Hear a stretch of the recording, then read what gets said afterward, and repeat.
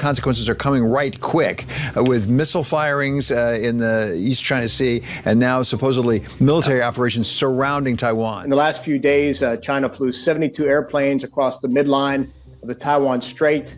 How would the world respond if China invaded Taiwan?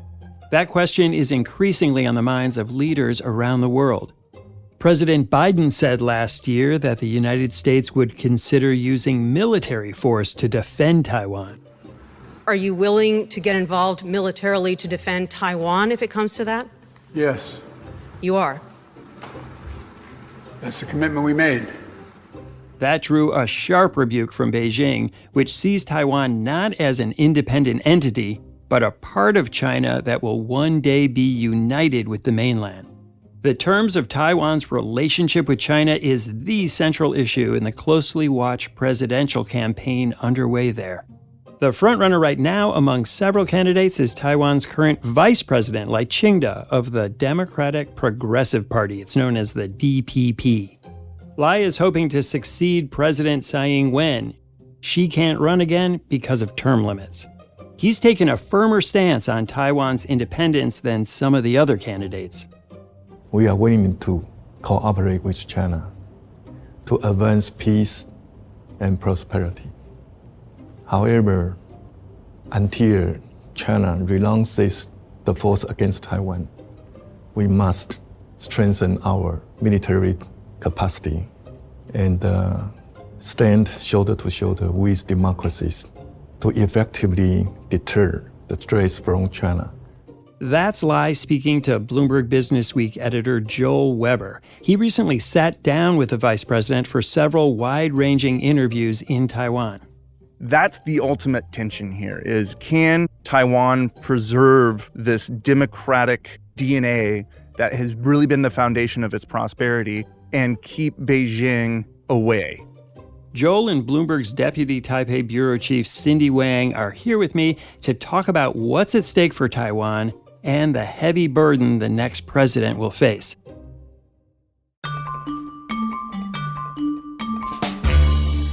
I'm Wes Kosova. Today on The Big Take, an election for Taiwan's future.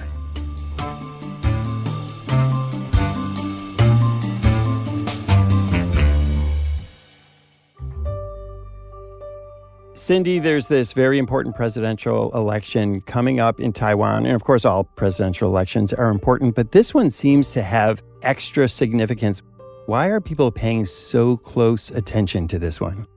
Yeah, that's right. I think when people talk about Taiwan these days, the first question that comes to people's mind would be, will there be a war across the Taiwan Strait? So the key question that everybody wants to know about Taiwan is how it's going to handle China, and will China probably invade Taiwan sometime? And that concerns everybody, especially because Taiwan is the very important tech hub that has this world-famous semiconductor industry. So I think this election is especially important because it's all about war, and that's also what many people in Taiwan are worried about right now. So people here are also anxious to know whether the next president of Taiwan will be able to handle the tricky relationship with China and how he can or she can help Taiwan reduce the risk of war. And right now, it looks like the ruling party, DPP's presidential candidate, Lai Chingte, he's a front runner in most of the polls now. And if DPP wins again, it would be the first time in Taiwan that a political party could govern for a third term. And that would probably mean more people in Taiwan now see themselves as a Taiwanese. And that's going to send a very strong signal to China, because there is a risk that China's nationalism will be so high that it could increase the chance of a war across the strait. Joel, as Cindy said, the current vice president, Lai Chingda, is the front runner in the race, and you went to Taiwan to go speak to him. Tell us about him. Well, I can't imagine a more complicated geopolitical situation than the one that's in Taiwan. And I think coming to the situation from the U.S., there's this outsider vibe that I think I brought to it, which was, I'm just going to drop into this place. And I just expected there to be this cloud of China that was over everything. And I was actually kind of surprised that that's not how it felt. It felt like everyone going about their normal lives. And then all of a sudden there would be reminders of that presence. And I think Lai actually is a pretty good embodiment of that. He's incredibly calm, mild-mannered, or at least that's what he wants to project. He was a doctor originally and entered politics actually in 1996 and has sort of risen through the Taiwanese political apparatus as a member of the DPP, which has always been pro-Taiwan, pro-democracy. So he views himself as really a democratic candidate. And as much as we want to talk about war and this war sentiment, and that is one of the defining elements of this, I think, presidential election, he will frame it around democracy and that he wants to be a continuity candidate with the previous administration, which obviously he's the vice president of. But there's a lot of questions that accompany that because he has a very interesting backstory.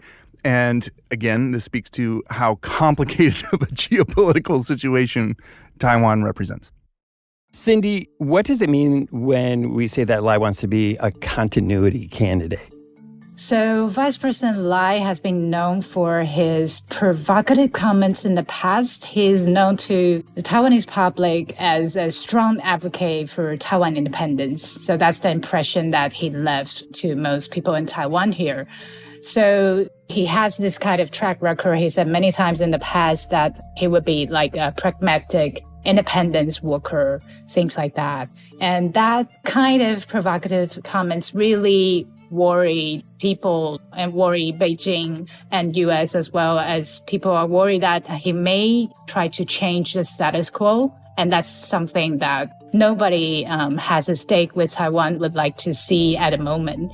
So Lai is now has a very, very important task is he has to prove to everyone, to the U.S., to China, and even to people in Taiwan that he is going to be a very steady pair of hands. He will not change the status quo. He has to maintain the status quo that President Tsai has maintained over the past almost 8 years. So we asked him during our sit-down interview with him whether there would be a roadmap to Taiwan independence, whether he would consider change the name of Taiwan. So his answers to all those questions are no, there isn't going to be any change currently. The official name of Taiwan is the Republic of China. And he said because President Tsai has used the name Republic of China, Taiwan to unite the Taiwanese people, and that's the name he will continue to use. Joel, as Cindy says, people watch very carefully how Lai describes Taiwan, and China certainly does too. And that's true of everyone. The way Taiwan talks about itself, the way China describes Taiwan is really at the heart of this whole question. Right. And there's this status quo that a lot of the parties involved are trying to maintain. And everyone watches their words very carefully, me included, me most of all, actually, probably, right? When you write about this stuff, you got to be exacting. And that was reflected actually in my interviews with Lai. He speaks decent English, but he actually chose to speak mainly in Chinese, I think out of caution, basically, to be super mindful of the words that were coming out of his mouth. There are a couple times that he opted to speak in English, but I think default setting for him was in Chinese because of the importance of getting his message right. And that shows you what the stakes really look like here. So what really comes down to here is Taiwan, in the eyes of Beijing, is viewed as a breakaway province.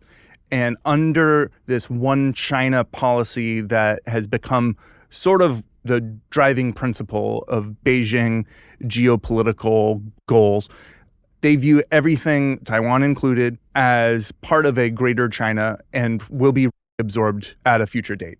What that future date is, no one really knows. Taiwan wants it to be never and wants the status quo to remain where they are a democratically independent sovereign entity. So that's the ultimate tension here is can Taiwan preserve this democratic DNA that has really been the foundation of its prosperity and keep Beijing away?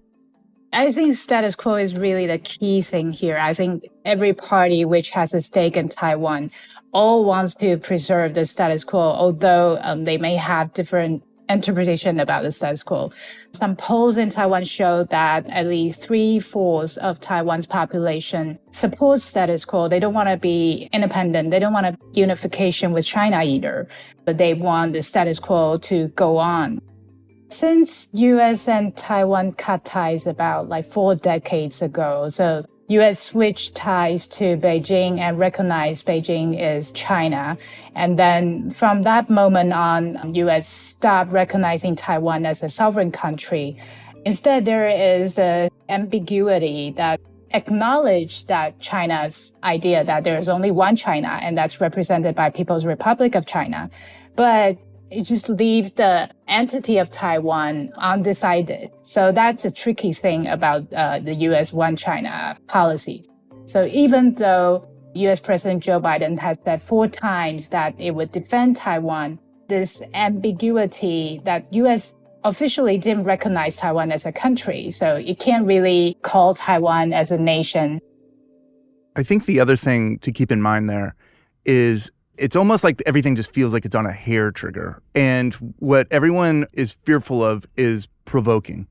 And what I think Beijing does is attempt to continue to push the envelope. There's a median line in the middle of the Taiwan Strait. They've crossed it. They've fired missiles over Taiwan. They've done a partial naval blockade in response to former House Speaker Nancy Pelosi's visit a year ago. So all of these things sort of challenge the status quo. And the moment that Taiwan or the U.S. were to respond in a way that might be a little too impulsive, for instance, Beijing will use that as an indication of change the status quo and maybe escalate the situation. Joel, you asked Lai how Taiwan feels about the support it gets from the rest of the world. Do you feel that the international community treats Taiwan justly? I think so. I think so. Because Taiwan security is a global issue, and the peace in the Indo-Pacific region benefit all the country. I think that answer reflects just how complicated of a situation Taiwan's in with its diplomatic relationships around the world. There are official allies that Taiwan has, 13 of them. 13 countries recognize Taiwan as a country and an ally. But that number has dwindled in recent years as China's flipped a couple of them. And right now, actually, Vice President Lai is in transit through the U.S. to visit an official ally, Paraguay. Paraguay happens to be a supplier of beef to Taiwan. If you go to Taipei or anywhere in Taiwan, beef noodle soup is one of the dishes that is phenomenal. A lot of the beef in beef noodle soup comes from Paraguay. That gives you a sense of what they're going to talk about when Lai shows up, is like the importance of this relationship between Paraguay and Taiwan, right? But to go through the U.S., he can't have a round-trip ticket that puts him in the U.S. He has to transit through here to get to Paraguay. So he goes through New York on the way, and then he goes through San Francisco on the way back. And that's all not to inflame China. So all of these diplomatic relationships that Taiwan has comes down to this sensitivities with China. And there's these official allies that Taiwan has, but there's also these unofficial ones. And part of what the current administration, President Tsai, with Vice President Lai, have done is really tried to lean into this informal, unofficial friendship of like-minded democracies, they'll call it. So Japan is a huge part of that. Australia is a part of that. South Korea could be part of that. And then looking at Europe, which has suddenly looked to Taiwan because of Ukraine, I think, to say, wow, here's a place that we should also be supporting. And then, of course, the U.S. So there's this patchwork quilt that Taiwan hopes has its back. And as you say, Lai has to transit through the U.S. but can't actually stop there. Like, you would never see the president or vice president of Taiwan visiting Joe Biden at the White House. Not only would you not see Lai visiting D.C., you won't see the president or the vice president go to Taiwan. And that's why when former Speaker of the House Nancy Pelosi showed up, it escalated the situation. And I think a year later, we're still in the aftermath of that. And that's one of the reasons why everyone's watching this election. More from Joel's interview with Lai when we come back.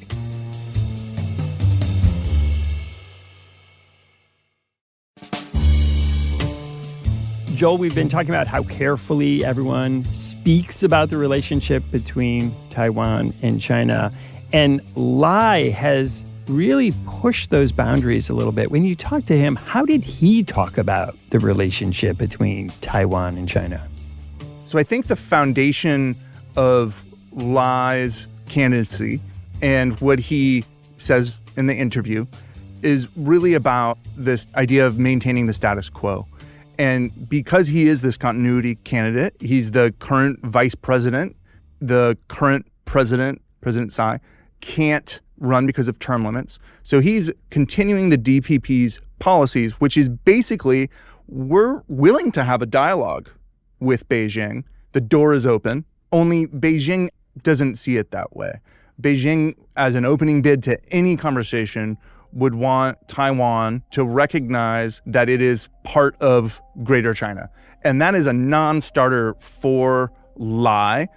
And it also speaks to sort of how fractured the rest of this race looks like and what the opposition parties might be willing to do. And you spoke to Lai about this, and here's what he had to say. 目前这场选举就是两条路线。 This election is about choosing between two roads. One way is to continue engaging and cooperating closely with the international community while deepening our democracy.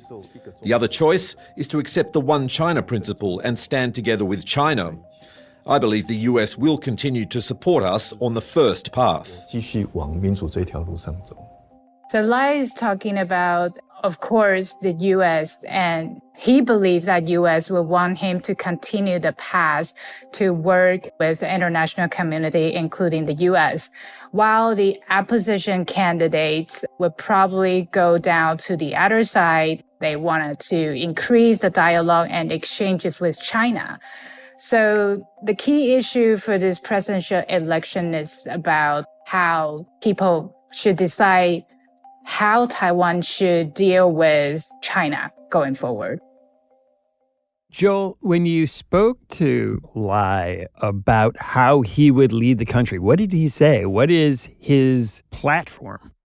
Well, there's a formal answer to that, which he's got these 4 principles that are effectively speak to how he will continue President Tsai's policies. I think the foundation, though, is that he really wants to have Taiwan as a democracy. I have the confidence that if we go on the right path to strengthen our civil and national defense capability and stand shoulder to shoulder with democracies, I think we will go through this complicated situation. And I always say, peace is our destination. Democracy is our compass. We have no choice to navigate bravely through this complicated situation. I mean, he won Best Legislator in Taiwan when he was on a more local level. And the foundation of the DPP is this is a democracy, right? So part of how this election is being framed is that Lai says, voting for me is voting for democracy. The opposition candidates will say, if you're voting for Lai, you're voting for war. If you're voting for us, you're voting for peace. And so those are sort of the ultimate tensions that are kind of playing out here. And what does he say about those charges that a vote for him is a vote for war? He does not want to provoke China, full stop. So for him, he wants to be ready to defend. And he said that to us. One element of that is that the current administration has extended conscription, which in Taiwan had been 4 months. So if you're an adult male, you had to do a 4-month tour of duty with the military. That's been extended to a year. That's been controversial because it speaks to the fact that Taiwan needs to be able to defend itself. And one of the things Lai says is we would want the U.S. to come to our back, but we need to be able to defend ourselves. We don't want to be enemies. We can be friends. And we love to see China can enjoy democracy and freedom just like us. As long as there is parity and dignity, our door is always open. We are willing to cooperate with China to advance peace and prosperity. However, until China renounces the force against Taiwan, we must strengthen our military capacity and stand shoulder to shoulder with democracies to effectively deter the threats from China and to secure stability in the Indo-Pacific region. So Lai previously said that to avoid war, Taiwan has to be prepared for war. So I think people here usually cite Sun Tzu, that's an ancient Chinese military strategist, saying that the best strategy would be to stop your enemy from doing anything stupid. So that's why not only just Lai, but also the KMT and the opposition candidates as well, they all support the idea that Taiwan should beef up the deterrence so that could stop China from having the idea to invade Taiwan, and also have to let China think twice about the massive consequence it may have should one day it wanted to invade Taiwan. Joe, we've talked about how Taiwan's chip-making capability is one of its most important assets and one of the things that the rest of the world would potentially want to protect if China decided to move in. But TSMC, the big chip maker, is now building plants in the U.S. Is that considered a good thing or a bad thing for Taiwan's security?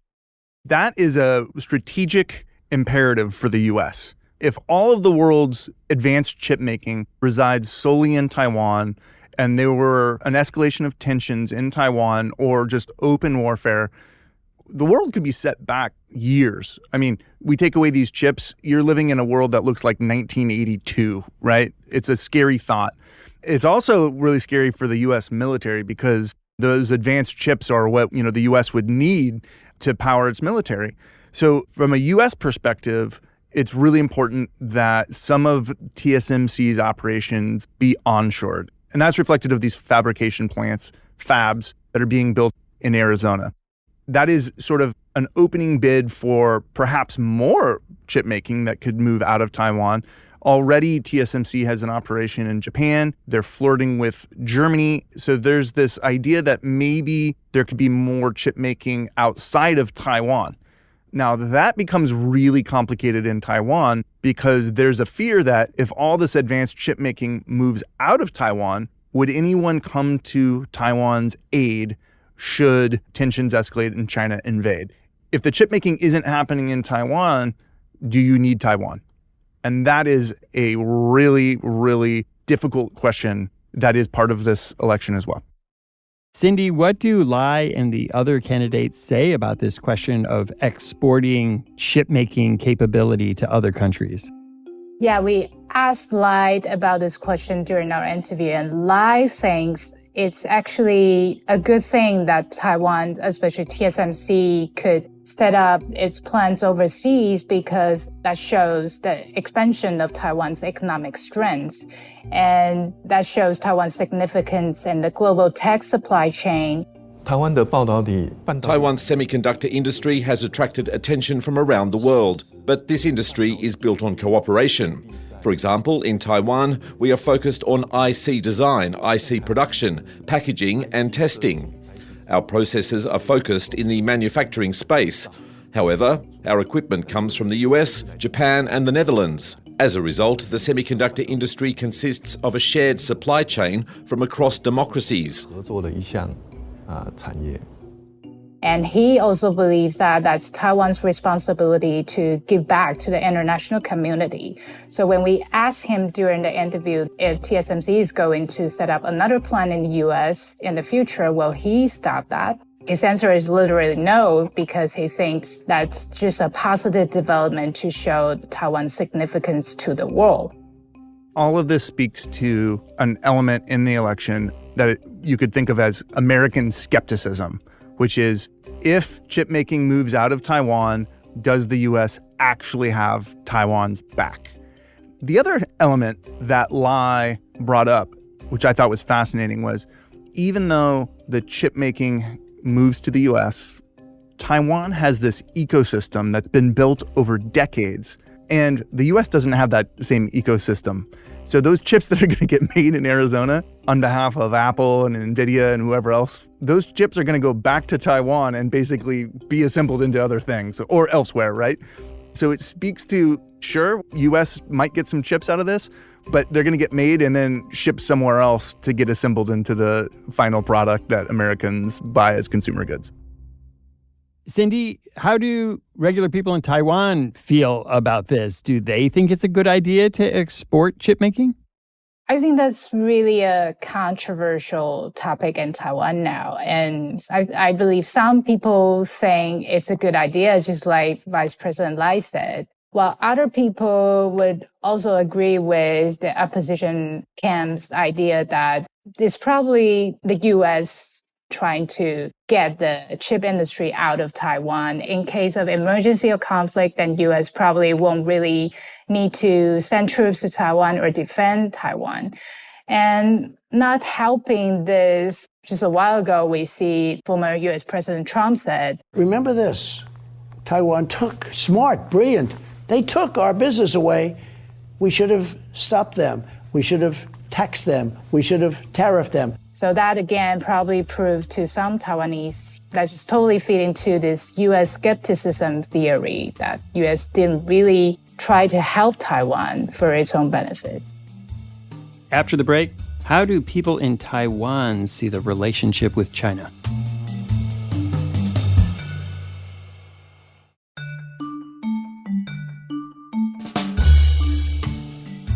Joe, we've talked about how some people are making comparisons between Russia and Ukraine and China and Taiwan, and that a lot of people see this election as important in part because the next president may have to deal with an escalation of tensions with China. What is Lai's view on what Taiwan needs to do if war with China is a real risk?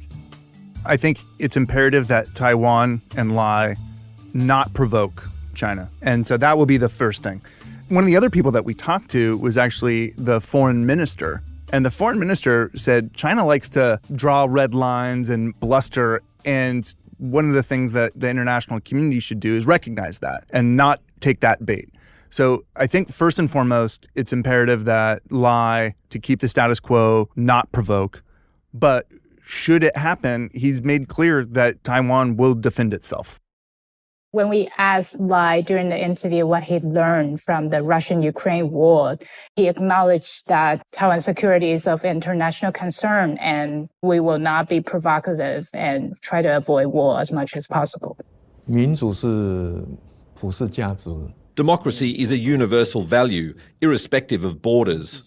President Zelensky rallied his people to resist Russia's invasion. They are protecting not only their country, their land and their people, they are also fighting on behalf of our democratic values. 因为俄罗斯在毫无动静之下就侵略乌克兰。 Russia's unprovoked invasion of Ukraine has led us to see that dictatorships are inherently unpredictable.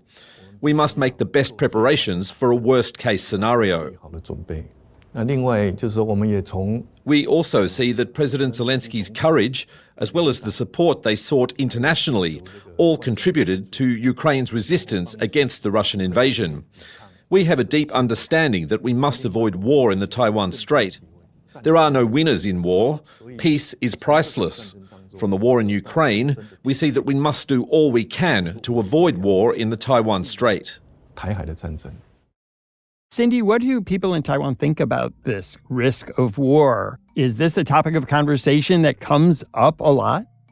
I think on the surface, the lives in Taiwan are pretty normal. Just like when Joe visited us, we took Joe to the night markets.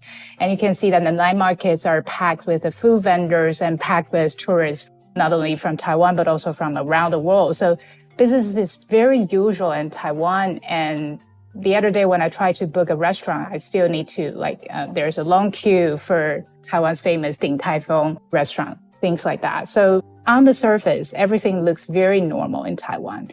But I think under the surface, some things started to change, especially after the Russian-Ukraine war started. I think people here started to realize that war is not impossible.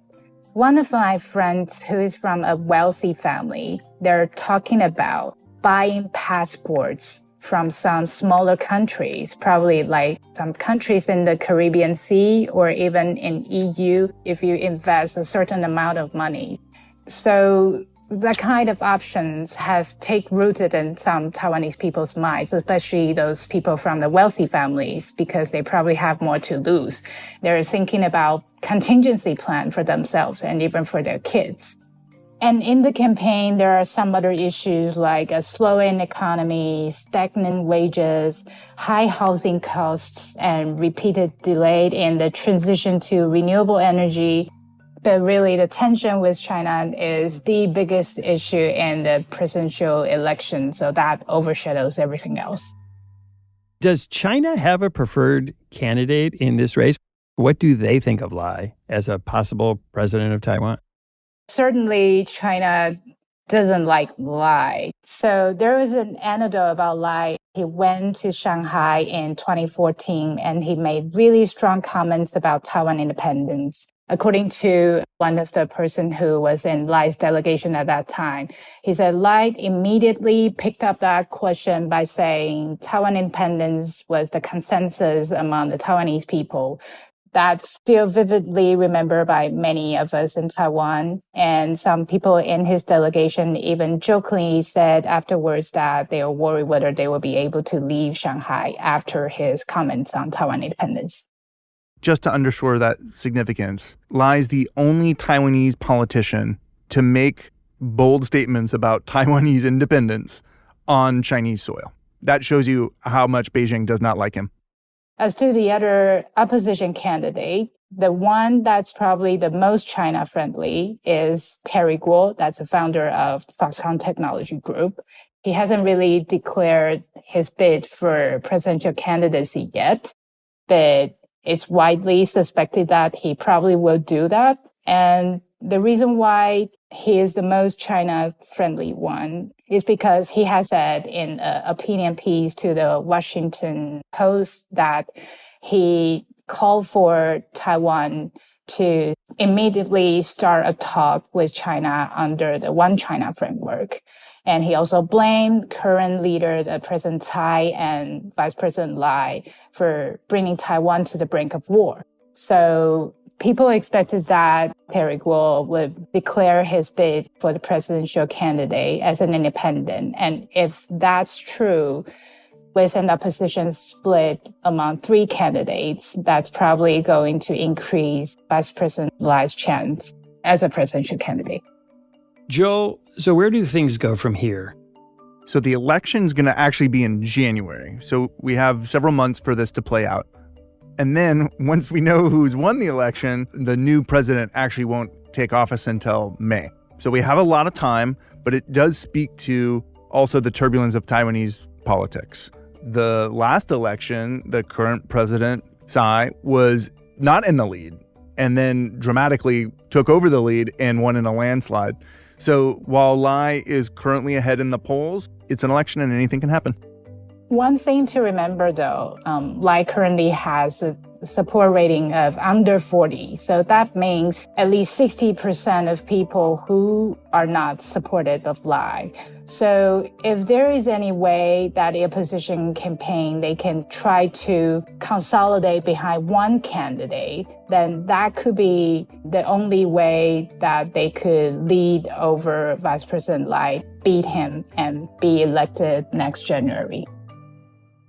A way to think about what unfolds over the next couple months is you've got Lai, who's a former kidney doctor, the TPP candidate, former surgeon. You've got the KMT candidate, who's a former detective. And then you got Foxconn founder Terry Guo, who's a billionaire. So you've got a doctor, a surgeon, a detective, and a billionaire walking into an election. Who wins? The world is going to be watching this election come January. Obviously, Taiwan's invested in this outcome. Beijing is watching it. The US is watching it. Europe's watching it. The global economy might hinge in the balance of who's elected president. So the stakes for this election could not be higher. Joel, Cindy, thanks so much for speaking with me. Thanks for having us. Thanks for listening to us here at The Big Take. It's a daily podcast from Bloomberg and iHeartRadio. For more shows from iHeartRadio, visit the iHeartRadio app, Apple Podcasts, or wherever you listen. And we'd love to hear from you. Email us questions or comments to bigtake@bloomberg.net. The supervising producer of The Big Take is Vicky Vergolina. Our senior producer is Catherine Fink. Our producers are Michael Falero and Mo Barrow. Hilda Garcia is our engineer, with additional production support from Nayeli Jaramillo-Plata and Jill Namazzi. Our original music was composed by Leo Sidran. I'm Wes Kosova. We'll be back tomorrow with another Big Take.